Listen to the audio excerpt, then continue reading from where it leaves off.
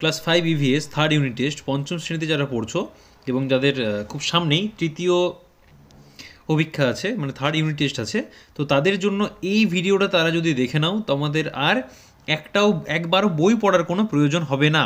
বইয়ে যা আছে তার থেকে বেশি তোমরা এখান থেকে জানতে পারবে এই ভিডিও থেকে। তাই তোমরা এত মাস ধরে যে বইটা পড়লে বিগত 3-4 মাসে, ঠিক আছে, বিগত 3-4 মাসে যেটুকু তোমরা জেনেছো তার থেকে বেশি তোমরা এই ভিডিওটা থেকে জানতে পারবে, ঠিক আছে। এটা আমি তোমাদের একদম অ্যাসিওর করতে পারি, ঠিক আছে। খুব একটা কঠিন হবে না কিছু, একদম সহজ সহজ প্রশ্ন হবে, দেখতেই পাচ্ছ মোটামুটি স্ক্রিনে। আচ্ছা, প্রথম প্রশ্ন কি বলছে যে লাল পান্ডা কোথায় দেখতে পাওয়া যায়? লাল পান্ডা দেখতে পাওয়া যায় দার্জিলিং ও জলপাইগুড়ির বনে। ওখানে খুব সম্ভবত জলপাইগুড়ি বা দার্জিলিং আছে, দুটোর মধ্যে একটা, কিন্তু তোমরা বলবে বা লিখবে দার্জিলিং ও জলপাইগুড়ির বনে। 2 নম্বরে কি বলছে? কমোট বা কমোট, ঠিক আছে, দু জায়গায় 2 রকম আছে তোমাদের। তো ওই প্রাণীটি কোথায় দেখতে পাওয়া যায়? বনের মাঝের যে নদী থাকে সেই জলাভূমিতে এটি দেখতে পাওয়া যায়, ঠিক আছে। 3 নম্বর প্রশ্ন কি বলছে? শহর বেড়ে যাওয়ার ফলে কি ক্ষতি হলো? শহর বেড়ে যাওয়ার ফলে চাষের জমি কমে গেল, ঠিক আছে। চাষের জমি কমে গেল। আচ্ছা, এবার বলছে চাষের জমি যে কমে গেল, তাহলে তার জন্য কি সমস্যা হলো? চাষের জমি কমে যাওয়ার সমস্যা হলো, এখানে বলেছে খাদ্যের সমস্যা দেখা দিল, বা খাদ্যের, তোমরা বলতে পারো খাদ্যের কি দেখা দিল? খাদ্যের অভাব দেখা দিল, ঠিক আছে, এরকম বলতে পারো। কিন্তু তোমরা এরকমভাবে লিখবে না। তোমরা যখন লিখবে পরীক্ষার সময়, তখন কিভাবে লিখবে? তোমরা লিখবে যে এইখান থেকে এতটা লিখবে, চাষের জমি কমার জন্য কী সমস্যা হলো, এটা বাদ দিয়ে এই যে কী সমস্যা হলো এটা লিখবো না। তো তারপর কি লিখবো আমরা? চাষের জমি কমার জন্য খাদ্যের সমস্যা দেখা দিল দিয়ে পূর্ণচ্ছেদ। পূর্ণ বাক্যে কিন্তু আমাদেরকে উত্তর লিখতে হবে, ঠিক আছে। আচ্ছা, বনের গাছ থেকে মানুষ কি করে? বনের গাছ থেকে তো প্রথমত মানুষ জীবিকা অর্জন করে। কীরকমভাবে না, ফল, এই প্রত্যেকটার পরে পরে কিন্তু কমা হতো, ফল ফুল, ঠিক আছে, মানে ফল ফুল বিক্রি করে কাঠ কেটে আসবাবপত্র বানায়, এভাবে মানুষ জীবিকা অর্জন করে, ঠিক আছে। ফল বিক্রি করে, ফুল বিক্রি করে, ঠিক আছে, কাঠ কেটে জ্বালানি হিসেবে ব্যবহার করতে পারে। তাছাড়াও এগুলি আসবাবপত্র বানায় ওই কাঠ থেকে। এভাবে মানুষ নিজের জীবিকা অর্জন করে, ঠিক আছে। 6 নম্বর প্রশ্ন, বনে থাকা বাঘ গ্রন্থটি কে লিখেছেন? রবীন্দ্রনাথ ঠাকুর। মানুষ হাতি শিকার করে কেন? হাতির দাঁতের জন্য। এখানে প্রত্যেকটা 4-5টা পরপর আছে, দেখে নাও একবার। হাতি শিকার করে দাঁতের জন্য, গন্ডার শিকার করে খড়গের জন্য, মানুষ বাঘ কেন শিকার করে? চামড়ার জন্য। আর ডোডো পাখি, এটা ডডো না, এটা ডোডো হতো, এটা হতো ডোডো পাখি। আসছি 1 সেকেন্ড, কিন্তু তার আগে তোমাদের একটা কথা বলে দিই যে গন্ডারের খড়গ, এই গন্ডারের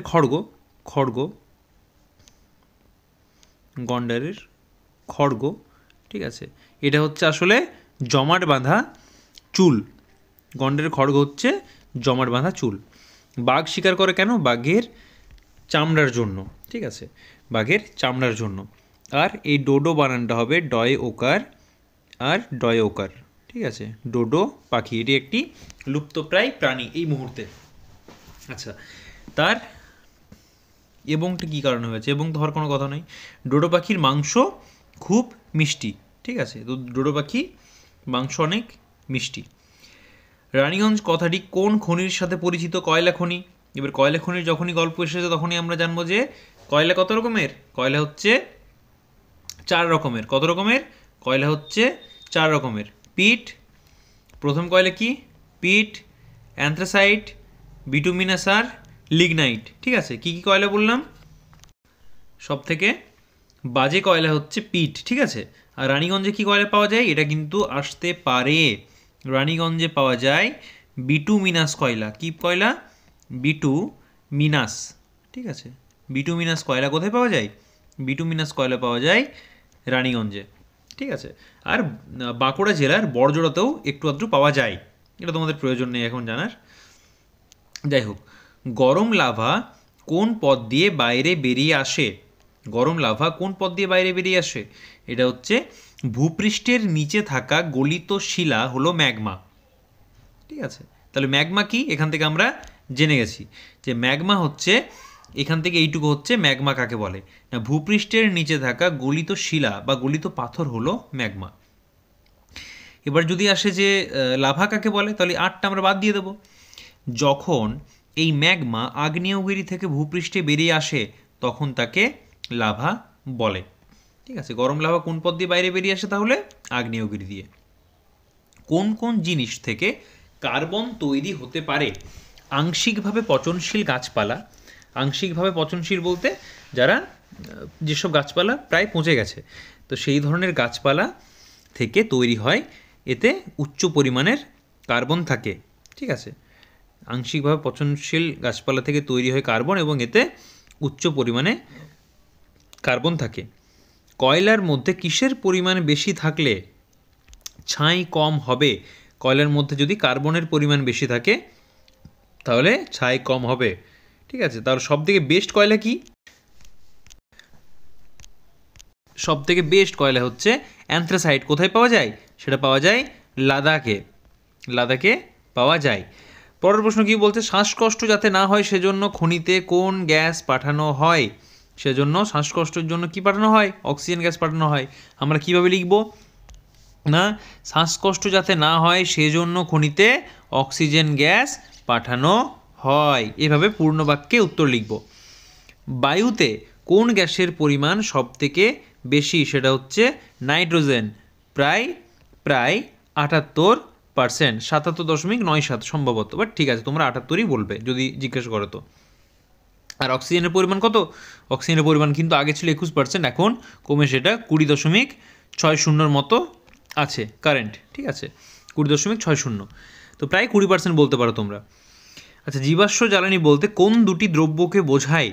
জীবাশ্ম জ্বালানি বলতে কোন দুটি দ্রব্যকে বোঝায়? এটি হচ্ছে পেট্রোলিয়াম ও কয়লাকে বোঝায়। ঠিক আছে, কাকে বোঝায়? পেট্রোলিয়াম ও কয়লা। বিদ্যুৎ দিয়ে চলে এমন দুটি যানবাহনের নাম লিখো।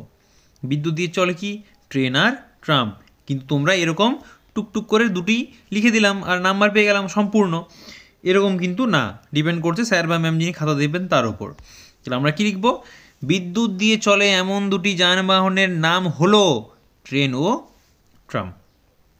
ঠিক আছে, পরের প্রশ্ন কি বলছে? পেট্রোলিয়াম কোথা থেকে পাওয়া যায়? পেট্রোলিয়াম পাওয়া যায় মাটির নিচ থেকে। পেট্রোলিয়াম পাওয়া যায় মাটির নিচ থেকে। যখন পেট্রোলিয়াম পাওয়া যায় তখন পেট্রোলিয়াম থাকে কালো, পেট্রোলিয়াম থাকে কালো এবং চটচটে তরল পদার্থ, চটচটে থকথকে অবস্থায় থাকে, চটচটে, হ্যাঁ চটচটে থকথকে এক ধরনের পদার্থ, গন্ধযুক্ত অবশ্যই। বৃষ্টি কিভাবে হয়? লেখাটা পরে পড়বো, আগে এটা তোমাদের বুঝিয়ে দিই। দেখো, এটা হচ্ছে নদী, এটা হচ্ছে নদী বা সাগর। ঠিক আছে, এটা হচ্ছে নদী বা সাগর। এবার কি হচ্ছে, এখান থেকে এই যে সূর্যের তাপ আসছে কোথায়? সূর্যের তাপ সরাসরি আসছে একদম নদীতে বা যে কোনো জলাশয়ে। ঠিক আছে, আমাদের তো পরিবেশে সূর্যের আলো পড়ছে। এবার এখানে যে এই যে জল আছে, সেই জলটা কি হচ্ছে? সেই জলটা জলীয় বাষ্প হয়ে এরকম হয়ে সেই ধোঁয়ার মতো হয়ে হয়ে উঠে যাচ্ছে, যেটা আমরা কিন্তু সবসময় দেখতে পাই না। একটা দেখবে ওই চা যখন থাকে বা গরম জল বা গরম দুধ যখন থাকে তখন দেখবে একটা বাষ্পর মতো ওঠে না, সেটাই হচ্ছে বাষ্প। ঠিক আছে, ধোঁয়া, তো সেটা জলীয় বাষ্প হয়ে উঠে যায় ওপর দিকে, জল ফোটানোর পর যেটা ওঠে সেটাই জলীয় বাষ্প। তো সে স্বাভাবিক অবস্থাতেও ওঠে, আমরা খালি চোখে দেখতে পাই না সেটা। এবার কি হয়, এবার এখানে যখন যায় মেঘ হয়ে, এবার মেঘ কীভাবে হয়? এই জলীয় বাষ্পটা ওপরে যায়, আর এই যে আমাদের এত গাড়ি চলছে, বাইক চলছে, এত কিছু ধুলো উঠছে সারাক্ষণ, সেই ধুলোগুলো আস্তে আস্তে উপরে উড়ে উড়তে উড়তে উপরে চলে যায়। তারপর কি হয়, ওই যে জলীয় বাষ্প, এই যে জলীয় বাষ্প আর এই যে ধুলো এই দিক থেকে গেল, দুটো একসঙ্গে ম্যাচ হয়ে গেল, একসঙ্গে তারা বন্ধু পাতিয়ে নিল। এবার তারা দুজন বন্ধু হয়ে যাওয়ার পর কি হয়, তাদের দুজনের একসঙ্গে নাম হয় মেঘ। এবার মেঘ থেকে কি হবে? মেঘ যখন ওখানে ভারী অবস্থায় হয়ে যাবে, বায়ুর থেকে কি হবে? ভারী হয়ে যাবে, দুটো মিলেমিশে।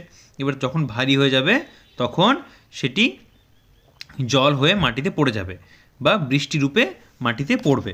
ঠিক আছে, আবার সেই বৃষ্টি, আবার সাগর, আবার যাবে, আবার এরকম, তার এটা চক্রর মতো একটা চলতে থাকে, এটাকে বলে জলচক্র। কি বলে? এই চক্রটাকে বলে জলচক্র। ঠিক আছে, আচ্ছা, এবার লেখাটা পড়ি, লেখাতে কি আছে একবার চটপট দেখে নিই।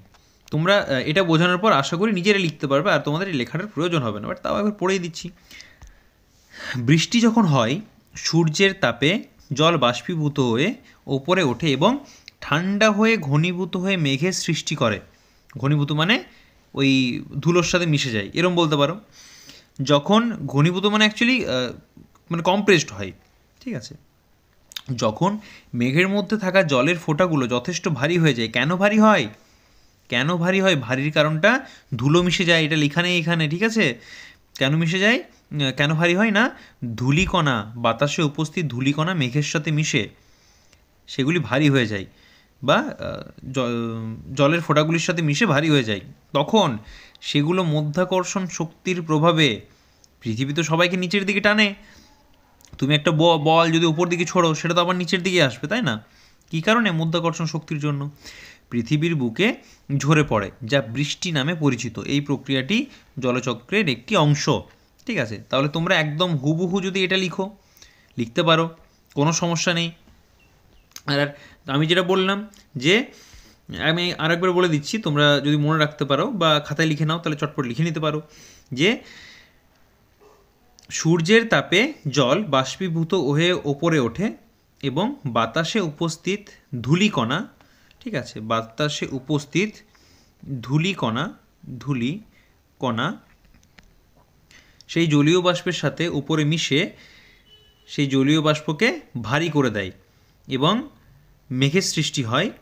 তখন মেঘের মধ্যে থাকা জলের ফোঁটাগুলি ভারী হয়ে যায় এবং বাকি এটা যেটা পুরোটা আছে সেটাই। তখন মধ্যাকর্ষণ শক্তির প্রভাবে সেগুলি পৃথিবীর বুকে ঝরে পড়ে। এটিকেই বৃষ্টি, এই ঘটনাকেই বৃষ্টি বলে, বা এটাকেই বৃষ্টি বলে, যা খুশি লিখতে পারো মোটামুটি। আশা করি বেসিক আইডিয়া তোমরা পেয়ে গেছো। আর যদি সমস্যা হয় কিছু বুঝতে, কমেন্টে জানিয়ে দেবে, আমি তোমাদের আরও একবার বলে দিতে পারি। আশা করি সমস্যা কিছু হবে না। যদি সমস্যা, একবার ভিডিওটা মানে প্রিভিয়াস করে দেখে নিও একবার, মানে এইদিকে টাচ করে এরম হয় না, কোথায় একটা এইখানটায় টাচ করতে হবে সম্ভবত, এখানে খুব স্পিডে 2-3 বার টাচ করে নাও, দেখো 10-15 সেকেন্ড করে পিছিয়ে যাবে। পরের প্রশ্ন কি বলছে? জৈব গ্যাস থেকে কি তৈরি হয়? জৈব গ্যাস কি থেকে তৈরি হয়? জৈব গ্যাস পচনশীল জৈব পদার্থ, যেমন পশুর মল, কৃষিজ বর্জ্য, খাদ্যের অবশিষ্টাংশ এবং মানব বর্জ্য থেকে তৈরি হয়। আচ্ছা, অক্সিজেন মুক্ত পরিবেশে অণুজীবের মাধ্যমে এই জৈব পদার্থগুলি ভেঙে মিথেন ও কার্বন ডাইঅক্সাইড এর মিশ্রণ তৈরি হয়, যা জৈব গ্যাস নামে পরিচিত। তাহলে সবথেকে মানে বিশাল বড় একটা পয়েন্ট কি, মিথেনে কি থাকে? এই জৈব গ্যাস কি, কোন গ্যাস থাকে? মিথেন আর কার্বন ডাই অক্সাইড। আর কোথা থেকে তৈরি হয়? পশুর মল, জৈব পদার্থ, কৃষিজ বর্জ্য। পালকি কতজন মানুষ বহন করত? পালকি বহন করত 4 জন মানুষ। পালকি বহন করত 4 জন মানুষ। আবার বলছি, এখানে লেখা নেই কিন্তু, তোমার পূর্ণ বাক্যে উত্তর লিখবে, এটা খুব ইম্পর্টেন্ট। কলকাতায় কত সালে রিক্সা চালানো শুরু হয়? 1900 সালে, এটা তোমাদের আসবে। 1900 সালে রিক্সা চালানো শুরু হয় মালবাহী। যাত্রীবাহী কখন? 1914 সালে। তাহলে এই দুটো কিন্তু সাল তোমাদের ভেরি ভেরি ইম্পর্টেন্ট। আরও 3টে সাল আছে, আরও 2টো সাল আছে অ্যাকচুয়ালি, একটা আমি তোমাদের এক্সট্রা জানিয়ে দেবো। মানুষ যাতায়াত করতো মাল বহনের জন্য কতদিন, মানে কি কত সালে চালু হয়েছে? 14 বছর চলেছে মাল বহনের জন্য, 1900 থেকে 1914 অবধি। মাল বহন মানে এই জিনিসপত্র নিয়ে যাওয়া আসা, ঠিক আছে, কোনো কিছু জিনিসপত্র নিয়ে যাওয়া আসার জন্য 1900 সাল থেকে সেটা চলছে। মানুষ কবে যাওয়া আসা শুরু করেছে? 1914 সালে। আচ্ছা, তারপরের প্রশ্ন কি বলছে? ভারতে প্রথম কবে ট্রেন চলে? বইয়ে সম্ভবত দেওয়া থাকবে বোম্বে থেকে থানে, ওটা দেওয়া নেই বইয়ে, কিন্তু 1953 দেওয়া আছে। ভারতে প্রথম মালবাহী ট্রেন চলে, মালবাহী সেই একই রকম জিনিস, মানে জিনিসপত্র নিয়ে যাওয়া আসার জন্য মালবাহী ট্রেন চলে 1951 সালে, ঠিক আছে। প্রথম যাত্রীবাহী ট্রেন চলে কোথায়, কত সালে? 1953 সালে। বোম্বে থেকে, বয়কার ময়ে বয়, বোম্বে থেকে থানে, বোম্বে থেকে থানে, ঠিক আছে। আর কলকাতায় কখন চলে? 1854 সালে। কোনখান থেকে কোথায়? এটা হচ্ছে হাওড়া থেকে হুগলি, হাওড়া থেকে হুগলি, ঠিক আছে। এটা হচ্ছে মেন কনসেপ্ট। এটা যদি মনে রাখতে পারো এই তিনটে, আর তোমাদের ভুল হবে না এটাই আশা রাখি। ঠিক আছে। গাড়ির ধুলো গাছপালার কি ক্ষতি করে? গাড়ির ধোঁয়া আর গাড়ির ধুলো মানে ধুলো কি ক্ষতি করে? গাছপালার জন্য ক্ষতিকর, কারণ এগুলি পাতায় জমা হয়ে সালোক সংশ্লেষ প্রক্রিয়াতে বাধা দেয় এবং গাছের শ্বাস প্রশ্বাস প্রক্রিয়াকে ক্ষতিগ্রস্ত করে। আচ্ছা, সাপোজ এটা একটা পাতা, ঠিক আছে। এই পাতায় কি আছে? এই পাতায় আছে ছোট ছোট ছোট ছোট ছোট ছোট ছোট ছোট পত্ররন্ধ্র। এগুলির মাধ্যমে কি করে গাছ? শ্বাস প্রশ্বাস চালায়, মানে পাতাতে কার্বন ডাইঅক্সাইড গ্রহণ করে আর অক্সিজেন ত্যাগ করে এগুলির মধ্যে দিয়েই। এবার কি হবে? এবার যদি সাপোজ এই পাতাতে যদি মনে করো কি হয়েছে, এই ধুলো বসে গেছে অনেক, তাহলে কি হবে? এই পাতাতে আর সূর্যের আলো ঢুকতে পারবে না, সেটা তো একটা পয়েন্ট। প্লাস অক্সিজেন যেতে পারবে না, তাহলে গাছ খাবার তৈরি করতে পারবে না, ঠিক আছে, সালোক সংশ্লেষ হবে না, তাই শ্বাসকার্যও চালাতে পারবে না। এবার গাছ যদি খাবার না পায় কী হবে? তুমি যদি খাবার না পাও তুমি মারা যাবে, আমরা সবাই মারা যাব যদি আমরা খাবার না পাই। তাই খাবার না খেয়ে গাছটি মারা যেতে পারে, ঠিক আছে। চলো, আর অক্সিজেন তো পাবে না, তাহলে অক্সিজেন দম বন্ধ করে আমরা কতক্ষণই বা থাকতে পারি, ঠিক আছে, তাহলে গাছটি মারা যেতে পারে। যাই হোক, যেটা বললাম ওটা তোমরা এইগুলো তোমরা খাতায় চাইলে লিখে নিতে পারো, বা 2-3 বার যদি ভিডিওটা দেখো তাহলে তোমাদের এত সহজ সহজ প্রশ্ন আর খাতায় লেখার প্রয়োজন পড়বে না আশা রাখি, বাট তবে চাইলে লিখে নিতে পারো তোমাদের সুবিধার্থে। ট্রেন লাইন থেকে পড়ে যায় না কেন? ট্রেনের চাকার ভিতরের দিকে একটি খাঁজ থাকে যা এটিকে লাইনের ওপর ধরে রাখে, ঠিক আছে। আজকে 30টা প্রশ্ন করলাম, ভিডিওটা অনেক বড় হয়ে যাচ্ছিল, তাই বাকি যে প্রশ্নগুলি আছে আমার পুরো সেটটাই রেডি করা আছে এখানে, ঠিক আছে। এখানে পুরো সেট রেডি করা আছে আমার, একদম সূর্যগ্রহণ, চন্দ্রগ্রহণ, তারপর এখানে কি কি ছাপ, এই ওই মানে বিভিন্ন প্রয়োজনীয় যে বস্তুগুলি সবগুলি প্রশ্নগুলি সবগুলি আছে, ঠিক আছে। তো 30টাই থাক আপাতত, আর বাকি আচ্ছা এখানে উত্তরগুলো আচ্ছা সব একবার চেক করে নেবো আমি ভালোভাবে বাকিটা। তো তোমাদের এই 30টা না 31টা ওটা করালাম, হ্যাঁ 30টা, এটাই থাক। বাকি পার্ট 2 এরপরেই তোমরা দেখো স্ক্রিনে এই মুহূর্তে দেখতে পাচ্ছ এই ভিডিওটার পার্ট 2। তো এই ভিডিওটা ক্লিক করে তোমরা বাকি উত্তরগুলি দেখে নাও, তাহলে তোমাদের আর 3rd ইউনিট টেস্টে কোনো রকম কোনো সমস্যা হবে না পরিবেশ বিষয়ে। বাকি বিষয়গুলিও আমি ধীরে ধীরে আপলোড করার চেষ্টা করছি।